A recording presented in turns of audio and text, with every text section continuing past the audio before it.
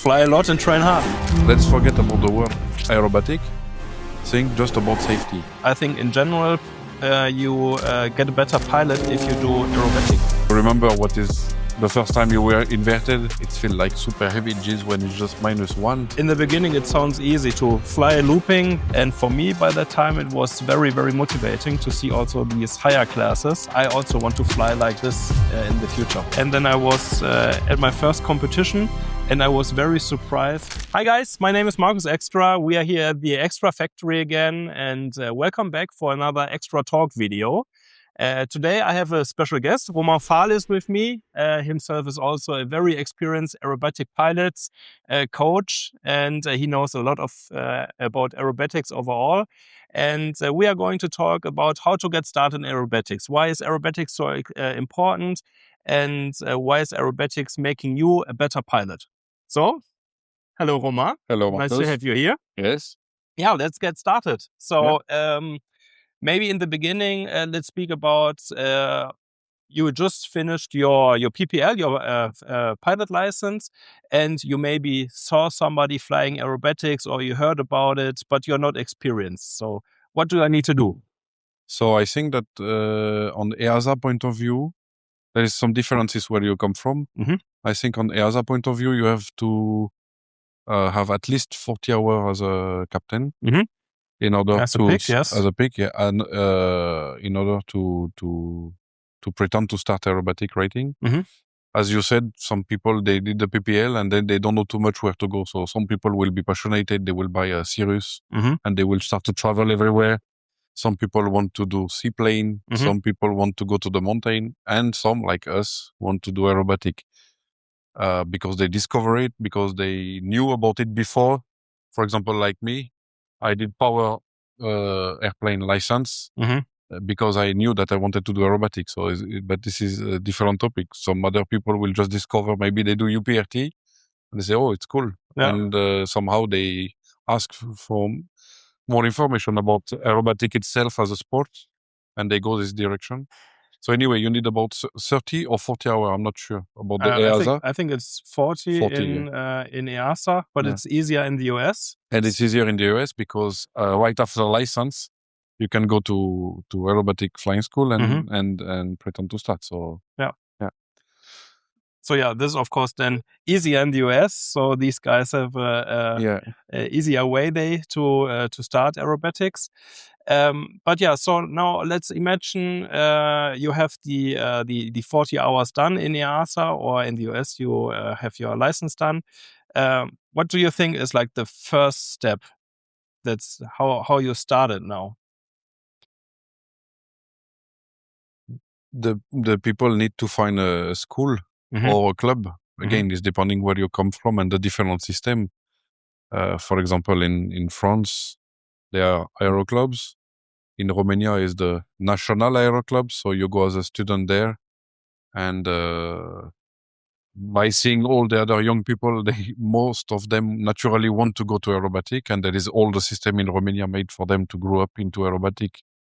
On the sport point of view, you have also the typical guy, because not many countries are very organized with aerobatic. I'm not talking only about young people. I'm just talking about young pilots. So you can be 50 years old, want to start with aerobatic, but there is no many country organized with a process to go to end up by doing competition or just hobby aerobatic.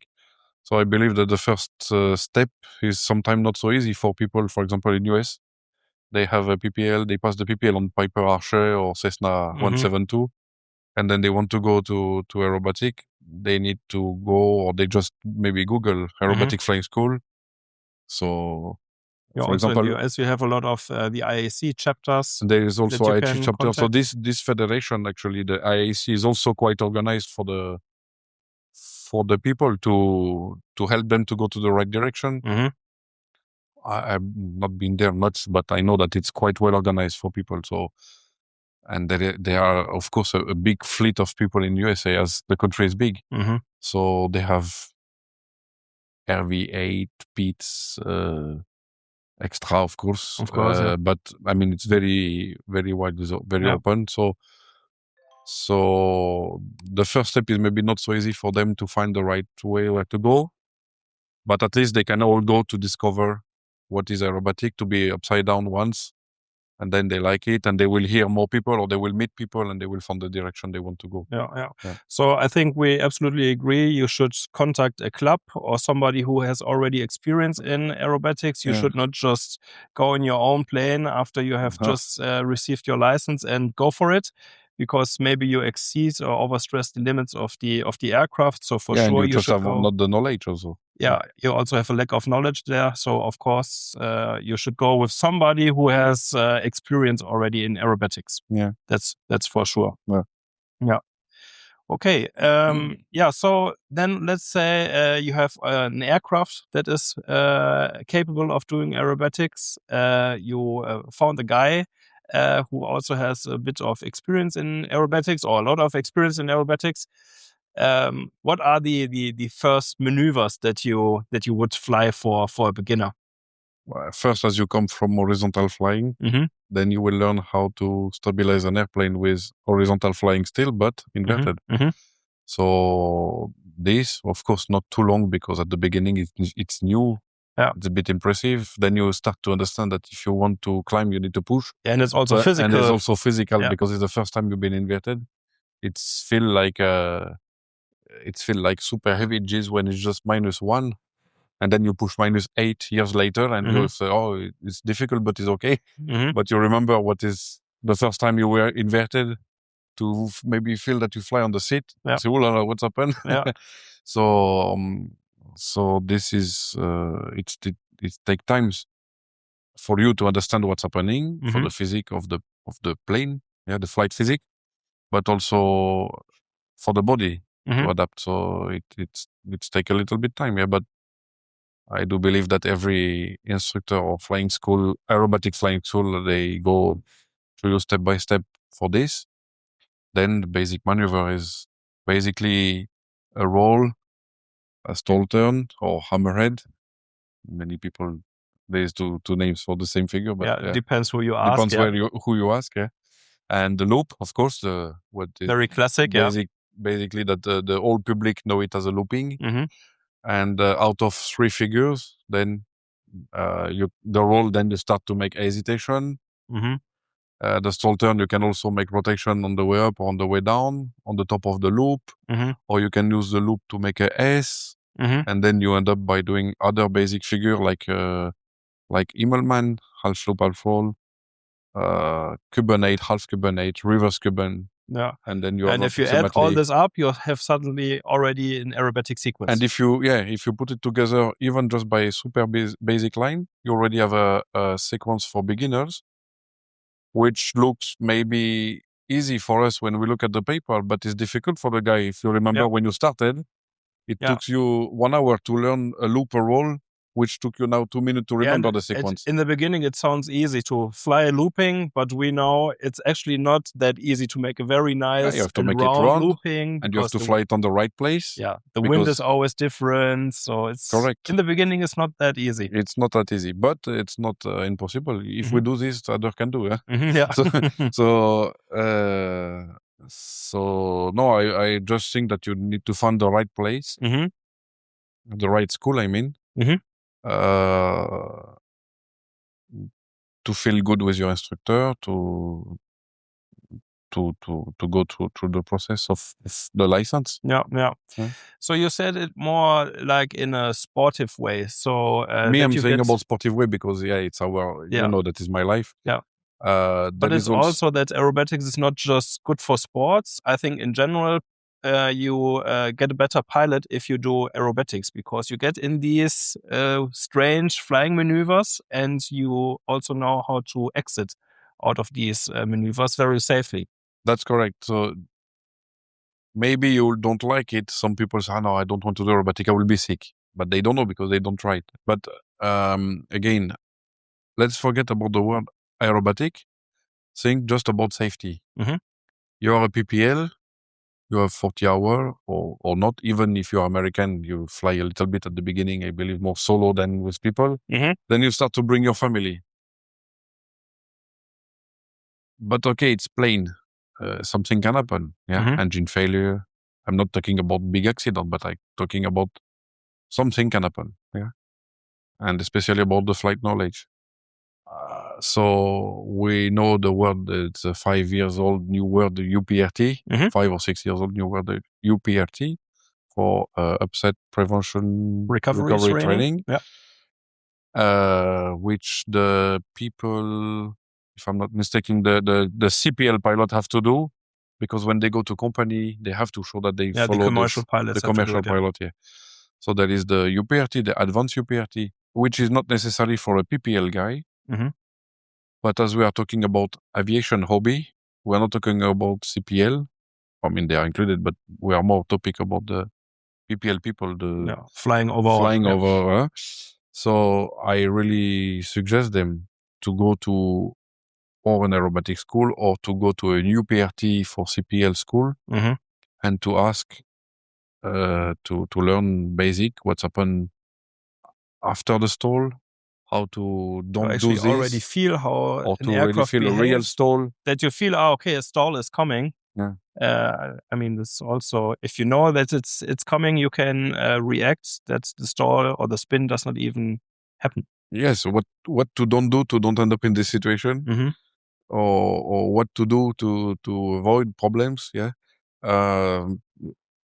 My taste, it should be done during the PPL course, but there is rules now showing that you should not show a deep stall and stuff like that. You need to go to UPRT after, which for me make no sense. It's the same as if I tell you that I give you a driving license, but in 3 weeks I will tell you how to use the brakes. So if you have already decided getting an extra NG, we have a new demonstrator coming. This is going to be in Florida, in D-Land soon. And this is a fully equipped extra NG, so you can see all the available options there. This one also has additional equipment, or the newest equipment. It has a taxi camera or an upgraded heating system, and also very beautiful blue carbon interior.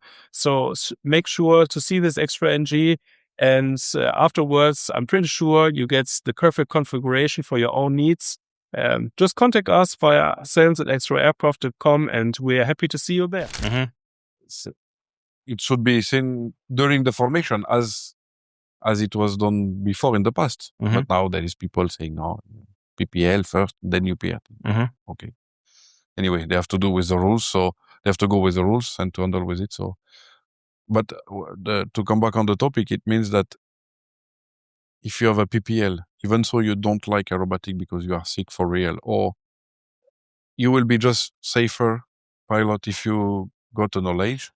But not only once. This is one thing to do, maybe a UPRT flight with an instructor like once a year or once every 2 years during, for example, the renewing of the license. I think it's very good. Yeah, I agree. I absolutely agree that it's mandatory for pilots to know how a spin feels like, and especially how you get out of the spin. That's like you said, that you never get into the situation when you do not want to. And it's probably also helpful if you fly a little bit of inverted as well, for your safety. But maybe let's come back to the more sportive aspect of flying, because that's more that we are loving, of course. So you said we do the first figures, and you have an instructor who showed you how to fly these figures, and now you feel like you want to compete a little bit. So you want to show how you can fly, how good you can fly, maybe also see how others fly. So what's the start there? Where should you go there? Well, you need to show up that you're motivated for competition, and people will normally tell you where to go on a local competition. To start local with or national competitions. Local or national, yeah. I suggest to start with a local. If in the country of the concerned people there is, it's better. Yeah. That's especially because you will in the also, US. They have a lot of local contests. That's quite cool. Correct. And they have, as we said earlier, they have a lot of people because the country is big. So when you go at the first competition, you will see many different people on the same level as you. So then you can see, because on flying school, maybe you are alone or two people. Yeah. and maybe you cannot fly over the airfield, so you have to go to an box area, an aerobatic zone somewhere. Yeah. No one can judge you No there. one can judge you, or you fly with your instructor, but still is not view from the ground. So during the competition, the guy will learn a lot, because he will see also other doing, if we can call it basic maneuver. Anyway, I think the first level is basic in America. It's primary. Or primary, which is like sportsman. basic anyway. Yeah. And so this guy will see someone else doing the same as he's doing, but he will see it from the view, and maybe then he will understand how it's important to fly in the box. Yeah. How to handle with the wind. So and it's also quite cool if I remember back in the days when I did the basic maneuvers. It's also quite cool that you see pilots from the higher categories, and then you see, oh, that's really possible. Then they do like multiple flick rolls or something. So this is like a complete next level. And for me, by that time, it was very, very motivating to see also these higher classes. Yeah. To know, okay, this is the way that I want to go. I also want to fly like this in the future. Yeah, so this is more, you see it more when you go then to the national, because to the national of your countries or different country, you have Spain is doing it, Germany is doing it, France, America, and all the level are together. So where you maybe did not get an extra at that time, but you are with your small whatever Decathlon or plane what you have, and you see the other flying, and you are ready to at the holding point. It's happened to me. I remember it was called in France. It was called the Super Coupe de France, when every level were there. It was not the national; it was a Cup Coupe de France, and it was called Super Coupe de France because it was from the first level to unlimited. But for reason of planning to make the event running, I was on the holding point. And it was I remember that I had to land a Cap 232 from Équipe de Voltige. I don't know who was it. And then I take off. I do my first level competition, which is called Espoir. And when I landed, I remember then Eddie Dussault with another cap. So we were between the champions. Yeah. So you say, oh, this is what I want to do for the future, or at least I want to try to do for the future. And I was with my captain at the holding point, and I was very impressed by being there, because you say somehow that you already put one foot in. Yeah, and it's also nice to get into the community of the aerobatic people. So you said earlier, maybe you live at an airfield where you do not have access to a box or something. But yeah, once you are at one of these competitions and you meet people who are like you, they have then also the same problems that you have, and maybe they already have a solution for this problem that you are having. So yeah, you can connect and maybe fly at the place of your new friend or whatsoever, or you can also help yourself. Like you said, when you just fly by yourself, you never saw the aerobatic sequence from the judge position. So this is also, for me, it was very different to stay at the judge position and also hear what the judges are looking for. So if you sit in the aircraft and you fly your loopings and you feel it great, it might look different from the ground perspective. So this, I think, is also quite important to see the judges as well, and also hear what they are looking for or what they want to see. So it's not just blind flying, also read the rules. Yes, so the CIVA, so the official language in FAI was French, or still French. So CIVA means Commission Internationale de Voltige Aérienne, which is the international federation of aerobatic. And this is the entity providing the rules, the aerobatic rules. So there is a section 6, part 1 is the rule book for the aerobatic, power aerobatic. Yeah, so these are section the guys. 6, part 2 is for the glider aerobatic. Yeah, so these are the guys who make the rules for the world championships. Correct. So and world mostly, or actually national, you follow the CIVA. You follow, as you are following FAI system, then you follow the aerobatic based on the FAI. Yeah. Most of the contests then follow their rules. Most of the contests follow this. And I believe it's very good, because from the beginning, you will somehow end up in intermediate category.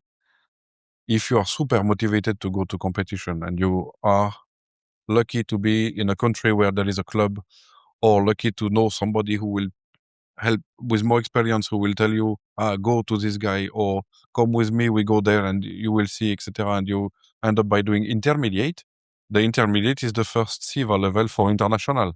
So there is European and World Championship also in intermediate. Mm-hmm.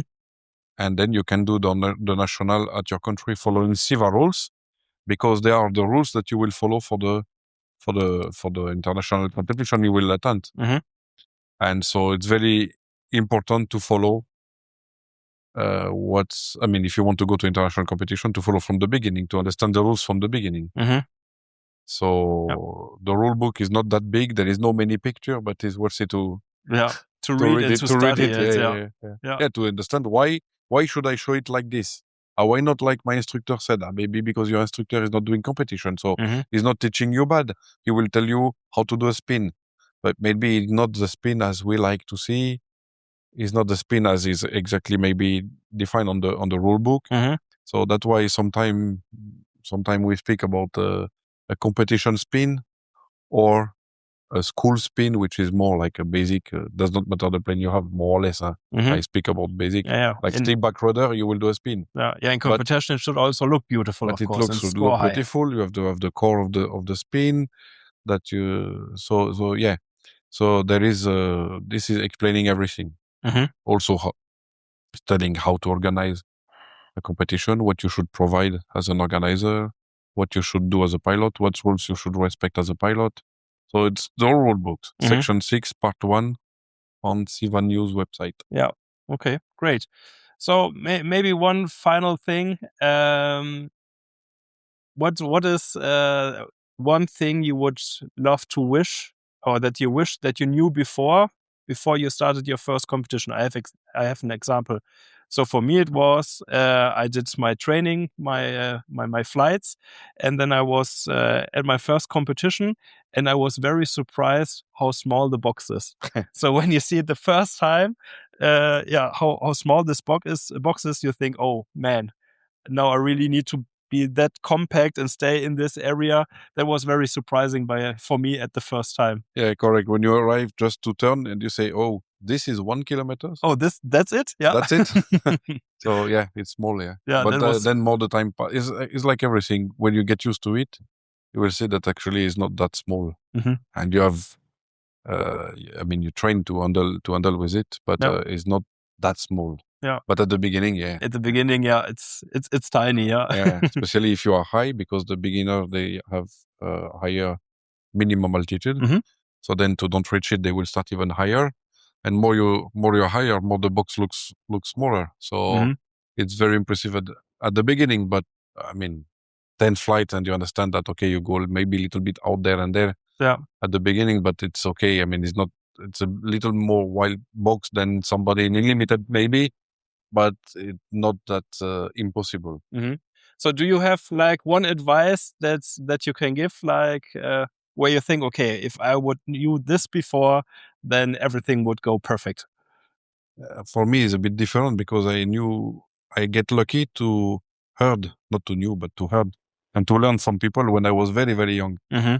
So I had a super instructor, René Oberhofer, was the captain, and this guy René was it was in France, and he was already involved with the French Federation to take care of the French judge, if I remember correctly.